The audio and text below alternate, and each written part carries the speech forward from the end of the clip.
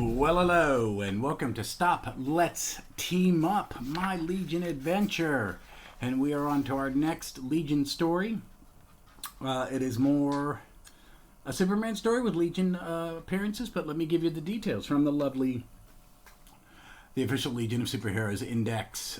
It is Superman issue 155, August 1962. Cover artist Kurt Swan, penciler Sheldon Maldorf, inker, letter Irish Schnap, and the story is called The Downfall of Superman. Editor plotter Mort Weisinger, plotter scripter unknown. I may Google that in a pause here and check that. Penciler Kurt Swan, inker George Klein. It guest stars. The Legion roll call is Cosmic Man and Lightning Man.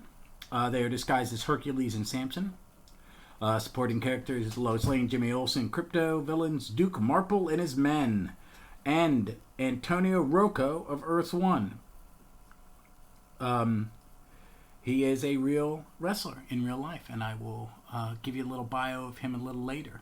Here is the amazing synopsis for the story.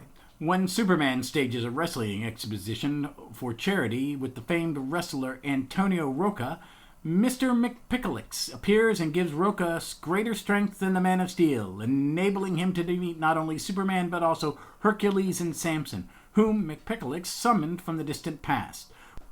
Witnessing this, gangster Duke Marple forces Rocca to use his newfound might to retrieve Marple's hidden loot, which had been sealed in a cave by an avalanche. When Marple then attempts to murder the wrestler, he is astonished to find that Rocca is invulnerable to his bullets.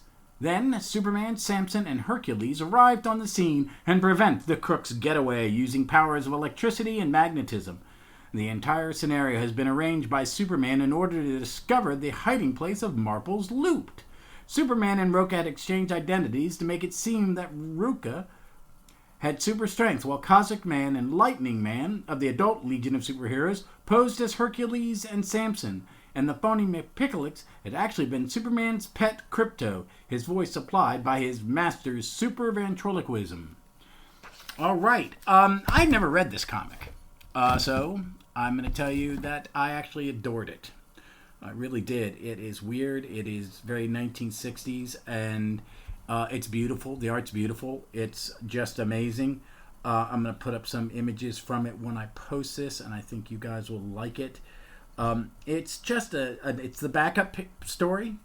It's a secondary story, so, it's not, it's really a Superman story with a guest star. It's not really a Legion story. Now I kind of understand why it wasn't in the archives, because they're guest stars. The story doesn't revolve around a Legion thingy. So it is what it is. But I really, really enjoyed it, and the art was beautiful. It's more Klein Swan. I can't help but love it. But it has all those little 60s tropes about, disguising and switching identities like Superman and Batman would do in World's Finest. It uses a real celebrity. DC did that. They had licenses for Bob Hope, Jerry Lewis, Don Rickles. They did a lot of comics based on people, and it was fun. It was a lot of fun. But I'm going to pause here from talking about that because I'm going to look up Mr. Rocca.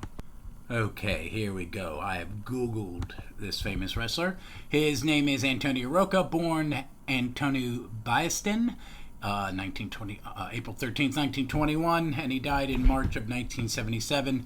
He was Italian-Argentine professional wrestler. He tag-teamed with Miguel Perez, and he was posthumously inducted in the WWF Hall of Fame in the class of 1995. He was a professional for many years. He also appeared on The Tonight Show with Johnny Carson and Richard Nixon, and was in a horror movie called Sweet Alice with Brooke Shields. But, he would have been well known. He was one of the big wrestlers of his time, so it makes sense to have that celebrity. And then bring mythical celebrities into the story, Hercules and Samson, even though they are Cosmic Man and Lightning Man.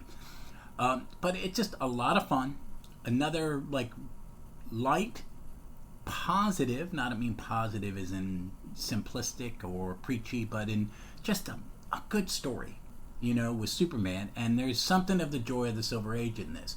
And if you haven't read Silver Age, this is not a bad one to do. You're going to find it a little quaint, a little kitsch, not as camp Batman. Some of the Batman stuff in the 50s is a little camp, but it's not that. Kurt Swan's art and his depiction of Mr. Rocca is stunning because it looks just like him. I will post a couple pictures of him too with this.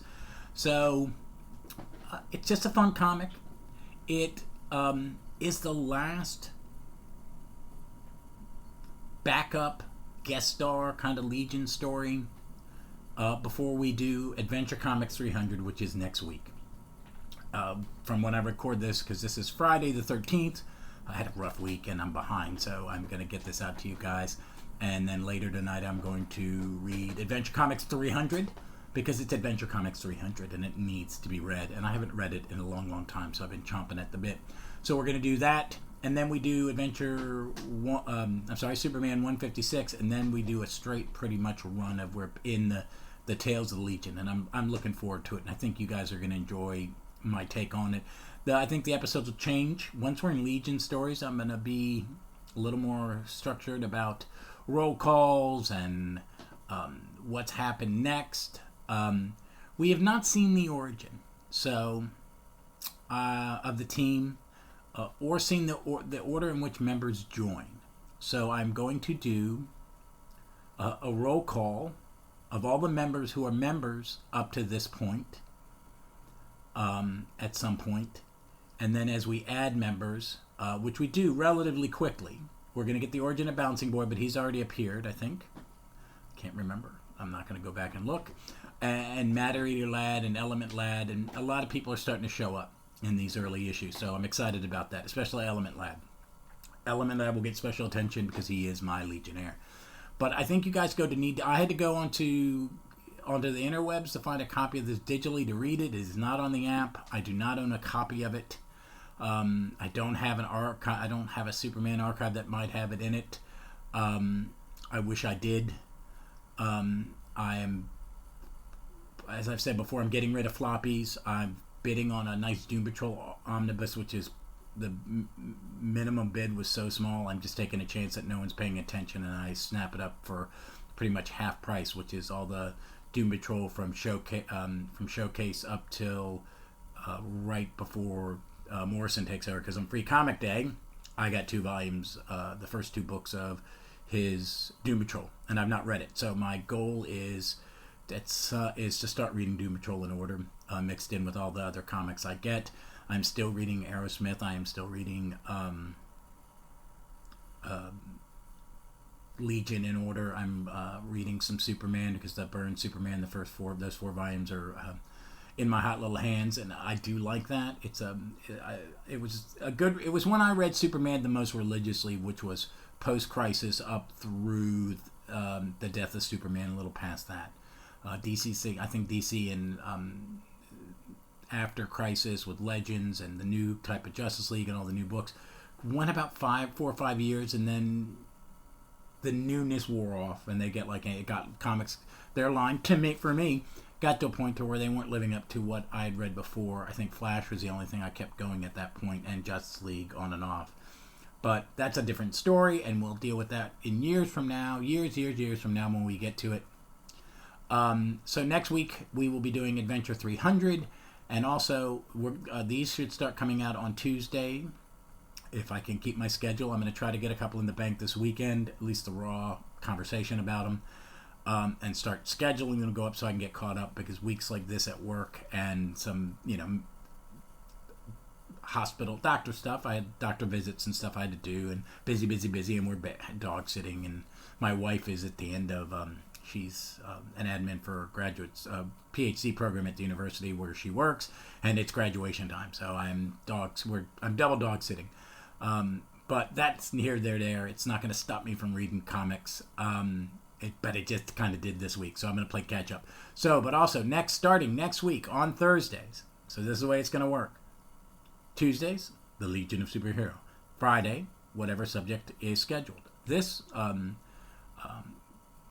weekend's topic is the Secret Society of Supervillains. And Ron Hubbard from Fantastic Comic Fans joined me. But starting next Thursday, we will be following along my read-through of The Defenders. And I'm just going to do what I'm doing here. I'm going to read it, give you my opinion of it as a comic book, talk about how it connects to me as a reader, because I find that interesting, and I hope you guys do. I love to hear people's stories about when they discovered a comic, what they were thinking when they read it. Did they like it as the first time they read it, or did it have to grow on them? Because, I watch Doctor Who for another podcast, and every time I watch one I've seen before, it takes on a new life based on where I am in my life and what's going on in the real world. And art in the now is I find interesting, and I hope you do too. But also, I want to pause here because we got listener feedback. So the amazing Billy D from A World on Fire, the All-Star Squadron podcast, and the Long Box of Horror sent us a little email, and I'm going to read it to you. Hey Ross, the LOSH is a bit of a blank slate spot for me. I think I have 10 or 15 issues counting Adventure Comics, but I really am enjoying your coverage. Looking forward to more episodes soon. Keep it going. I appreciate that, Billy. I hope it makes you go and dive in on these. I think, Billy, you might want to, if you can, check out an Adventure 300. It has one of, I think, the greatest covers of all time. It has been duplicated many times, and even by Giffen during his run on Legion, which is another cover. If I could afford to own them I would love prints of them, and I would hang those up on the wall as art, because to me they are art. But thank you for checking us out, Billy, and the support. I appreciate it. And thank you for having me on to talk the secret origin of the Justice Society. And everybody check out World on Fire. It's great. It's just a great thing. Check out if you haven't ever read All-Star Squadron, it is on the app. It is worth a read. It is one of the forgotten great comics of the 80s. It deserves all the praise. And DC, it deserves 2 omnibuses. Okay? DC, it deserves 2. And then a third one for Young All-Stars. And then you can start doing the Infinity things. I do not know why these books are not reprinted. It makes absolutely no sense. There are people who want them. So that's me being on my high horse. So plugs for this week. I want to talk about a podcast that I listen to on and off. I'm behind, but it's busy, but it's called Tighten Up the Defense. Hub and his brother are going through the Teen Titans. Well, they did the Silver Age Teen Titans as a separate podcast, and I can't remember the topic. But now they have been doing New Teen Titans one week, and the next week they do Defenders, and they've been doing them in order, the order which they came out.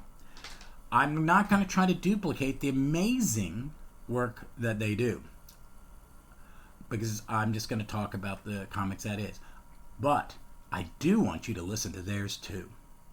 I think theirs deserves a listen. It is beyond entertaining. It's insightful. It's funny. And their personalities come across, and you enjoy.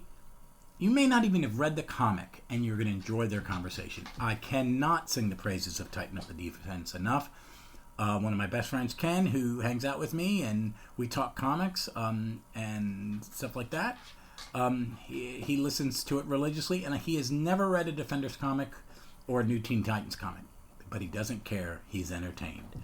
So, folks, check it out. So, what's that you're going to start listening to? World on Fire, an All-Star Squadron podcast. Long Box of Horror. I hope I'm saying that right, Billy. Fantastic Comic Fan for Ron. He is coming on next for that Secret Society of Supervillains.